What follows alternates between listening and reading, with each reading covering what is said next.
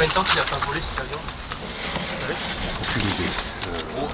Allez, 25 ans. Au moins 25 ans. Ah ouais.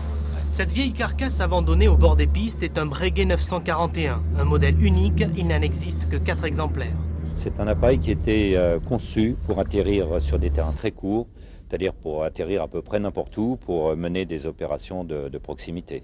C'est un avion qui a fait la démonstration de ses capacités en termes d'atterrissage et de décollage court, mais il avait un gros inconvénient, c'est qu'il n'emmenait pas beaucoup de matériel ou de personnel d'ailleurs. C'est pour ça que ce programme a été abandonné. Des avions comme celui-ci, marqués par l'usure du temps et rongés par la rouille, il y en a environ une centaine sur le tarmac du Bourget.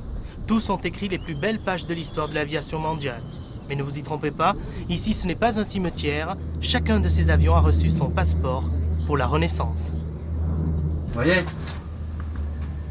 Voilà, c'est là, tout notre problème est là, la corrosion, pour stopper la corrosion. Et quand il sortira de l'atelier, dans Oui. 3 ans ou 4 ans, Oui. il sera neuf. Il sera neuf.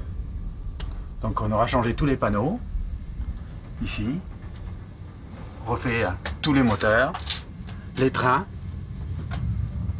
il sera neuf, le cockpit, il sera tout neuf. Dans les ateliers, le même modèle, 4 ans et 18 000 heures de travail plus tard.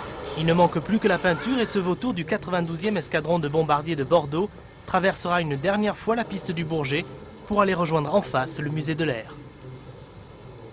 Pour travailler, nous avons des documents, on a récupéré toute la doc technique de l'avion. Ensuite, il suffit juste de feuilleter la doc quand on en a besoin, selon les éléments, selon les organes. Une dizaine d'ouvriers est chaque jour au chevet de ces grands malades de l'aviation, mais une carrière ne suffira pas pour résorber la longue liste. Dehors, certains avions attendent depuis 20 ans.